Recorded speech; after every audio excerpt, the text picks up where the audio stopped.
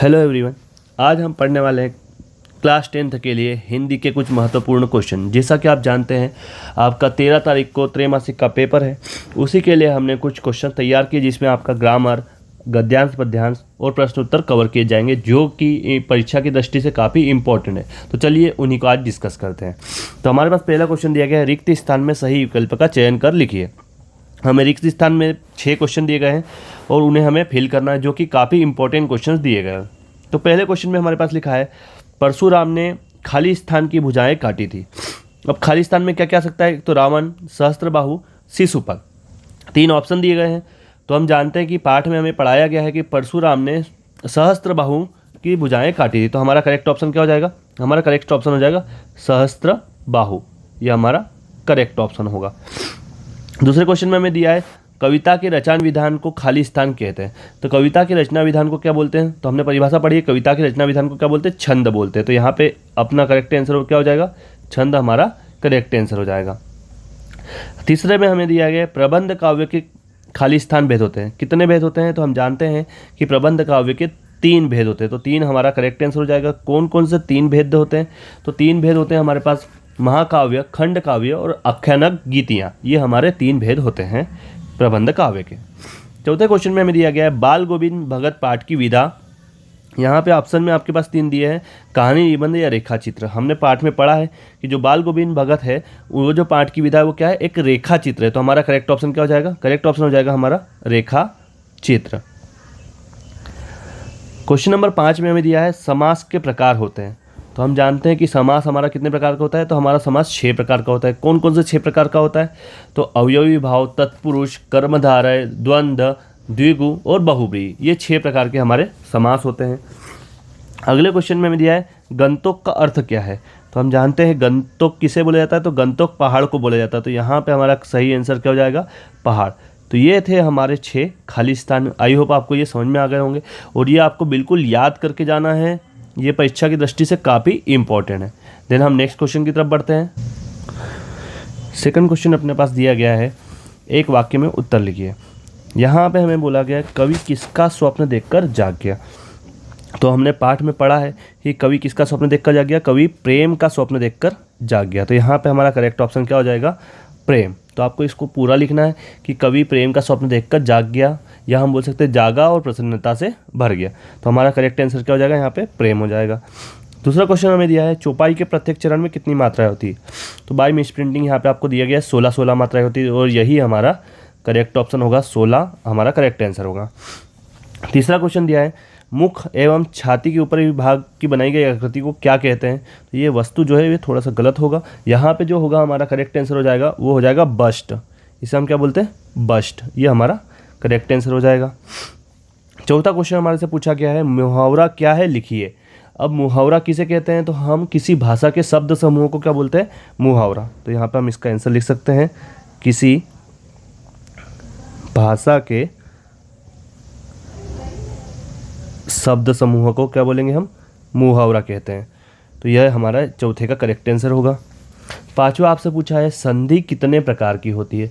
तो हम 6ठी 7वीं से पढ़ते आ रहे हैं, संधि 3 प्रकार की होती है। कौन कौन से प्रकार की होती है संधि? तो हमारी होती है पहली स्वर संधि, दूसरी होती है व्यंजन संधि और तीसरी होती है विसर्ग संधि। तो ये हमारी 3 प्रकार की संधियाँ होती है। अगला क्वेश्चन हमारे से पूछा गया है, जब भोलानाथ चूहे के बिल में पानी डालकर आया तब उसकी माँ क्या कर रही थी? तो ये हमने पाठ में पढ़ा है कि जब वो पानी डालकर आता है तो उसकी माँ चावल साफ कर रही है। तो यहाँ पे हम लिख देंगे क्या कर रही है? चावल साफ कर रही थी। तो ये थे हमारे प्रश्न नंबर दूसरे के 6 क्वेश्चन हमने कर लिए हैं। देन हम अगले प्रश्न की तरफ बढ़ते हैं। अगले प्रश्न में हमें दिया गया है ऑब्जेक्टिव में, सत्य असत्य लिखिए। यहाँ पे हमें सत्य असत्य बताना है। तो पहला क्वेश्चन हमारे पास है, साधु संत बालकों के दोष नहीं देखा करते। तो ये हमने चैप्टर में पढ़ा था कि ये करेक्ट आंसर है, साधु संत बालकों का दोष नहीं देखा करते, उन्हें माफ़ कर देते। तो यहाँ पे क्या आ गया? ये सत्य रहेगा। रस के 4 प्रकार होते हैं। तो ये हमने पढ़ा है, रस 4 प्रकार का नहीं, कई प्रकार के 9-10 प्रकार के रस होते हैं। तो यहाँ पे हमारा ये क्या हो जाएगा? असत्य हो जाएगा। अगला दिया है, हलदार साहब हर 15वें दिन कंपनी के काम के संबंध में उस करने से गुजरते थे। तो यहाँ पे हमें कितना दिया है 15वें दिन, जबकि हमने जब पाठ पढ़ा था तो वहाँ पे था ये साप्ताहिक, हर सप्ताह गुजरते थे, मतलब 7वें दिन गुजरते थे या 8वें दिन मान लेंगे। यहाँ पे हमें 15 दिन बोला गया, मतलब ये वाक्य भी हमारा क्या हो जाएगा, ये वाक्य भी हमारा हो जाएगा असत्य हो जाएगा। अगला दिया है लोकोक्ति का अर्थ है लोक में प्रचलित उक्ति। तो ये बिल्कुल हमारे पास लोकोक्ति की डिफिनेशन या हम परिभाषा बोले तो यही बोलते हैं कि लोक में प्रचलित उक्ति को ही हम क्या बोलते हैं, लोकोक्ति। तो ये हमारा क्या हो जाएगा, सत्य ऑप्शन हो जाएगा, सत्य करेक्ट आंसर होगा इसका। अगला दिया है हमें भोलानाथ के पिता फूल के कटोरे में उसे गोरस भात सान कर खिलाते थे। तो हमने चैप्टर में पढ़ा है, पाठ में पढ़ा है कि ये एकदम करेक्ट सेंटेंस है। तो यहाँ पे ये कौन से हो जाएगा, ये हो जाएगा हमारा सत्य। अगला दिया है रफ्ता, रफ्ता का अर्थ रास्ता है। हमने पढ़ा रफ्ता, रफ्ता मतलब धीरे धीरे, और यहाँ पे क्या दिया गया है, अर्थ रास्ता दिया गया है, मतलब ये क्या हो जाएगा हमारा एक असत्य कथन हो जाएगा। तो ये थे हमारे आज के ऑब्जेक्टिव क्वेश्चंस। आई होप आपको सारे समझ में आए होंगे। अब मैं आपको कुछ इंपॉर्टेंट क्वेश्चंस बताने वाला हूं जो कि आपकी परीक्षा में काफ़ी इंपॉर्टेंट रहेंगे, प्रश्न उत्तर जो कि आपको याद करने होंगे। आपके पास जो भी होगा आप उसका सहारा लेके याद कर सकते हो, और यदि आपको लगता है कि आपके पास इसके आंसर नहीं है तो आप कमेंट सेक्शन में लिखिए, हम आंसर भी प्रोवाइड कर दिए जाएंगे, उसकी लिंक आपको दे दी जाएगी। तो पहले हम इंपॉर्टेंट क्वेश्चंस को देख लेते हैं, कौन कौन से हमारे इंपॉर्टेंट क्वेश्चन आंसर बन सकते हैं। तो हमारे पास दिया गया है प्रगति काल की कोई 2 विशेषताएं लिखिए। तो ये हमारा एक इंपॉर्टेंट क्वेश्चन है जो हर बार पूछा जाता है, और ये सिर्फ त्रैमासिक की दृष्टि से नहीं है, अर्धवार्षिक और वार्षिक की दृष्टि से भी आप इसे याद अभी से कर सकते हैं। इसके अथवा में हमारे पास क्वेश्चन दिया गया है प्रयोगवादी काल के कोई 2 कवियों के नाम एवं उनकी एक एक रचनाएं। तो जैसा कि हम जानते हैं प्रयोगवादी कवियों के उनके 2 नाम कौन कौन से हैं, तो सर्वसराय दयाल सक्सेना आप याद कर सकते हैं, सर्वस्वर दयाल सक्सेना ये हमारे एक कवि हैं जो किसके हैं, प्रयोगवादी काल के। आप दूसरा नाम याद कर सकते हैं इसमें, धर्मवीर भारती। धर्मवीर भारती ये भी हमारे किस काल के कवि है, ये भी प्रयोगवादी काल के कवि हैं। और भी ऐसे कई कवि हैं, गिरजा कुमार माथुर, नरेश मेहता, आप कितने भी इसमें से याद कर सकते हैं। अगला क्वेश्चन हमें दिया गया है तुलसीदास अथवा जयशंकर प्रसाद की काव्यगत विशेषताएं। ये हर बार क्वेश्चन पूछा जाता है, तुलसीदास एवं जयशंकर प्रसाद की काव्यगत विशेषताएं निम्नलिखित बिंदुओं के आधार पर क्या क्या बताना है, तो 2 रचनाएं बताना है और उनके कला पक्ष बताने हैं। तो तुलसीदास की रचनाएं देखी जाएं तो बहुत सारी रचनाएं हैं, जिसमें 2 फेमस है, रामचरितमानस, ये काफ़ी फेमस रचना है। हमारे से 2 पूछी है तो आप और लिख सकते हैं, पार्वती मंगल, जानकी मंगल, दोहावली, ये काफ़ी प्रसिद्ध रचनाएं हैं तुलसीदास जी की।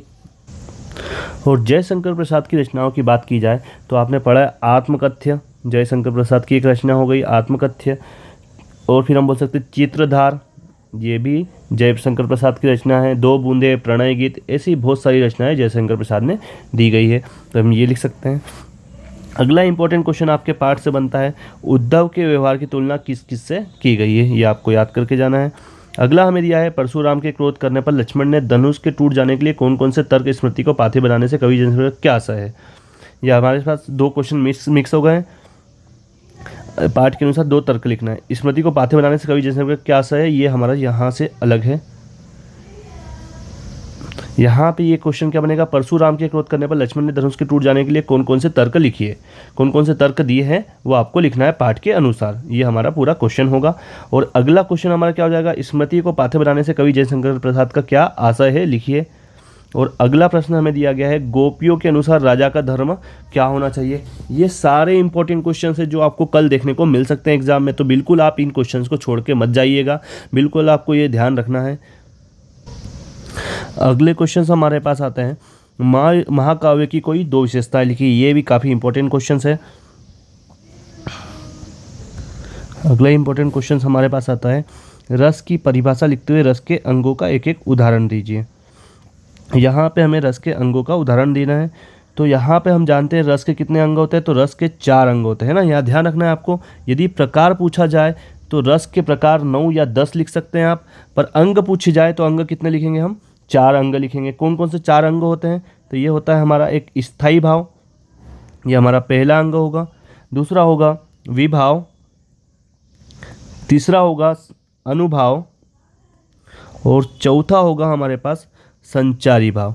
तो ये 4 अंग होते हैं, इसको आपको ध्यान रखना है। ये रस की परिभाषा और अंग यहाँ से आप लिख सकते हैं। अगला क्वेश्चन आपको दिया गया है दोहा छंद का कोई एक उदाहरण लिखिए। तो यहाँ पे हमें दोहा छंद लिखना है, उसके बारे में लिखना है और एक उदाहरण देना है। अगला क्वेश्चन हमारे पास आता है पुनरुक्ति प्रकाश अलंकार की परिभाषा उदाहरण सहित लिखिए। अगला क्वेश्चन आता है गद्य किसे कहते हैं, गद्य की प्रमुख विधाओं के नाम लिखिए। इसके अथवा में आपसे पूछ सकता है निबंध के प्रकारों के नाम लिखते हुए कोई दो प्रसिद्ध निबंधकारों के नाम एवं उनके एक एक निबंध का नाम लिखिए। तो यहाँ पे हम दो निबंधकारों के नाम देख लेते हैं कौन कौन से हो सकते हैं। तो यहाँ पे आप धर्मवीर भारती इसमें लिख सकते हैं, निबंधकार है धर्मवीर भारती भी। यहाँ पे हमारा करेक्ट ऑप्शन धर्मवीर भारती। और हमें बोला है कि इनके एक एक निबंध भी लिखिए। तो इनका निबंध दो तीन है, ठेले पर हिमालय, या हम बोल सकते हैं कहानी अनकहानी, या आप इसका लिख सकते हैं पश्यंती। तो ये आपको ध्यान रखना है। धर्मवीर भारती एक निबंधकार है। दूसरे भी निबंधकार हम ले लेते हैं वासुदेव शरण अग्रवाल। वासुदेव शरण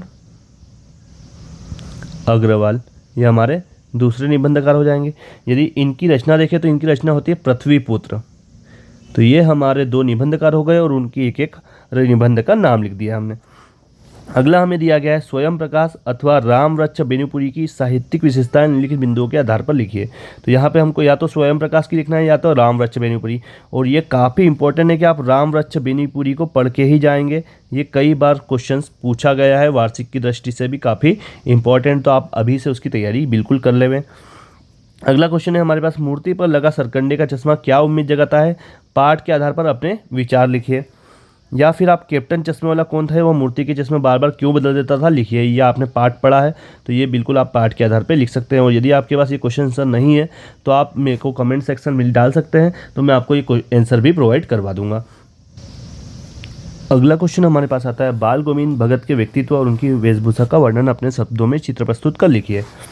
इसके बाद अगला क्वेश्चन हमारे पास आता है बाल गोविंद भगत की पुत्रवधि उन्हें अकेले क्यों नहीं छोड़ना चाहती थी। ये काफ़ी इंपॉर्टेंट क्वेश्चन बनेगा, आपको इसको बिल्कुल ध्यान रखना है।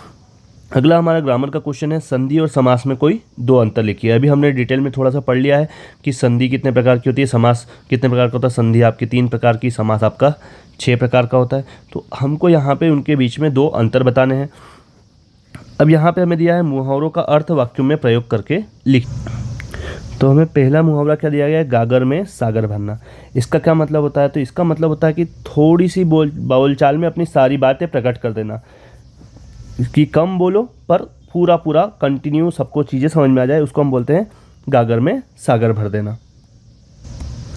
थोड़े में बहुत कुछ कह जाना, इसका सीधा सा मतलब लिखेंगे थोड़े में बहुत कहना।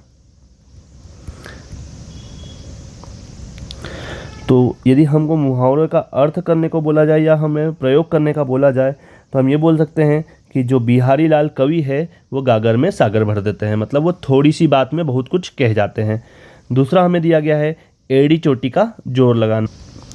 तो इसका अर्थ हो जाएगा अत्यधिक परिश्रम करना। एड़ी चोटी का जोर लगाना, इसका क्या हो जाएगा, अत्यधिक परिश्रम करना। तो आप इसमें खुद से भी लिख सकते हैं कि हमने परीक्षा के लिए एड़ी चोटी का जोर लगा दिया, परीक्षा में 90% अंक लाने के लिए एड़ी चोटी का जोर लगा दिया, अत्यधिक परिश्रम किया। अगला क्वेश्चन आता है बच्चे माता पिता के प्रति अपने प्रेम को कैसे अभिव्यक्त करते हैं। तो ये आपके पाठ्य पुस्तक का प्रश्न है। अगला है गंतोक को मेहनतकश बादशाहों का शहर क्यों कहा गया है, ये भी आपके पाठ्य पुस्तक का प्रश्न है।